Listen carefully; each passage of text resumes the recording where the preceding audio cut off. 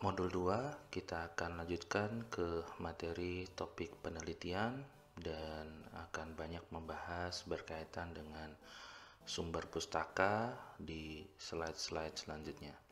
Baik, kita segera mulai. Beberapa catatan pelaksanaan tugas akhir yang bisa menjadi perhatian adalah sebagai berikut.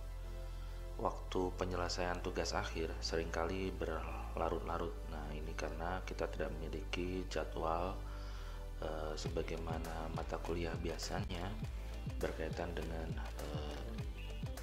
ujian UTS atau UAS yang sudah terjadwal. Nah, karena tugas akhir ini berdasarkan penyelesaian dan kemampuan mandiri mahasiswa, maka ini perlu menjadi perhatian berkaitan dengan timeline pelaksanaan. Selanjutnya, berkemungkinan ada kendala komunikasi dalam proses bimbingan. Ini perlu juga diperhatikan untuk semakin diperbaiki. Jadi di sini kita juga belajar bersikap. Di tugas akhir ini kita selain belajar teknis, kita juga belajar hal-hal lain, yaitu sikap sebagai peneliti, sikap sebagai penulis karya tulis yang baik, sikap sebagai mahasiswa, sikap sebagai pekerja, dan seterusnya. Jadi ini berkaitan dengan sikap, perlu menjadi catatan selama proses bimbingan. Kemudian tata penulisan tugas akhir seringkali tidak memperhatikan kaidah penulisan ilmiah sebagaimana yang sudah disampaikan di perkuliahan seperti ini atau di perkuliahan komunikasi geofisika atau perkuliahan yang lain, sehingga dalam sidang masih sering menjadi topik utama pertanyaan dibandingkan dengan isi dari penelitiannya. Untuk itu di perkuliahan ini kita berlatih beberapa hal untuk mencoba melihat apakah sudah memahami, kalau sudah paham apakah sudah melaksanakan atau bisa melakukan berdasarkan format-format yang sudah disiapkan tadi, atau format-format yang sudah disiapkan dalam kaitannya untuk menulis sesuai dengan format tugas akhir di mata kuliah ini.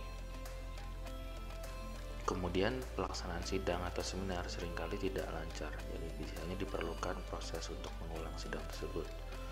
Jadi karena diperlukan proses mengulang yang artinya sidangnya tidak lulus pada proses sebelumnya, ini akan mempengaruhi psikologis.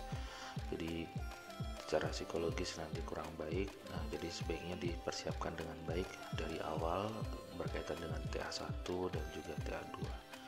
Nah, ini mudah-mudahan menjadi catatan sehingga kita bisa mempersiapkan dengan baik.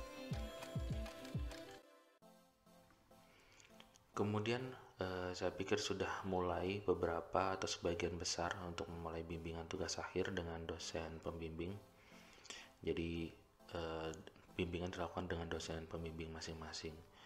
Bisa jadi pada konteks tugas akhir yang kondisi yang seperti biasanya, yang sebelum ada pembatasan kita bisa melakukan banyak hal alternatif penelitian.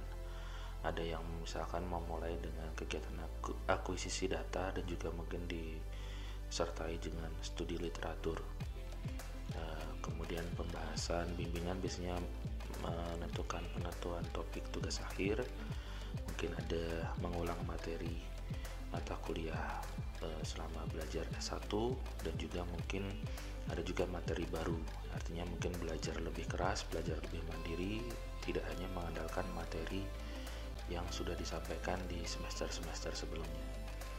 Kemudian setelah ini semua dikuasai sambil berjalan melakukan pengolahan data, pemodelan, interpretasi, dan seterusnya. Ini kurang lebih siklus yang relatif rutin. Kemudian mungkin melakukan analisis dan kemudian mencoba sambil melakukan ini semua melakukan penulisan draft proposal. Nah, demikian juga untuk PowerPoint presentasi juga disiapkan dan kemudian bisa untuk bahan sebagaimana pelaksanaan seminar TA1 dibutuhkan draft proposal dan juga file PowerPoint. Berkaitan dengan segmen ini kita akan membahas beberapa referensi atau literatur. Jadi sumber pustaka itu ada beberapa hal, jadi ada Tidak hanya satu macam, tapi ada beberapa macam yang mungkin bisa diperhatikan. Jenisnya itu kurang lebih secara umum, yang paling umum itu adalah buku teks selama berada di perkuliahan, mempelajari buku teks. Kemudian ada juga sumber literaturnya adalah artikel dari jurnal sebagai referensi atau referensi utama mungkin, atau selain itu mungkin ada juga makalah dari proceeding atau konferensi. Ini sumber yang ketiga, jenis yang ketiga.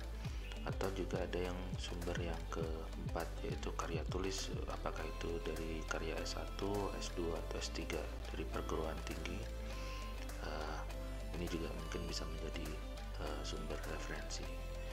Nah, untuk studi di ilmu kebumian biasanya beberapa ada hal lain yang menjadi sumber, misalnya ada peta geologi permukaan, atau mungkin ada laporan penelitian atau laporan kegiatan. Nah, mungkin ini perlu kita bahas bagaimana hal ini nanti diperlukan dan bagaimana kita menggunakannya dalam penulisan karya tulis.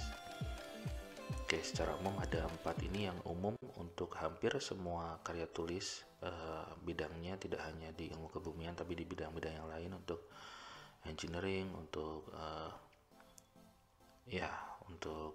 ilmu sosial atau yang lainnya. Namun mungkin beberapa poin yang lain itu ada sumber pustaka yang lain yang mungkin bisa digunakan dalam konteks karya tulis. Berikut ini adalah slide menunjukkan contoh beberapa buku teks. Jadi untuk memberikan contoh yang paling sering kita gunakan dan sudah familiar, beberapa buku teks yang digunakan pada pembelajaran di prodi teknik geofisika biasanya ada beberapa nama seperti ini. Ada nama pengarang, ada judulnya, kemudian ada penerbitnya. Ya, ini kita bisa lihat ada beberapa contoh, ada Blakely, Brigham, Chopra, Davis, Griffiths dan sebagainya.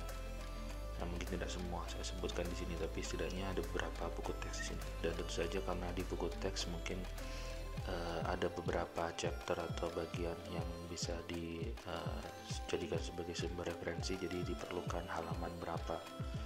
Jadi kita perlu punya sumber referensi ini untuk bisa kita akses, sehingga dalam melakukan sitasi kita nanti juga tidak akan kesulitan dan mendapatkan sitasi yang relatif presisi dan bagus, dan kita harapkan sitasinya adalah yang sesuai dengan apa yang tertulis di buku teks, tidak melenceng terlalu jauh apa maksudnya yang ada di buku teks.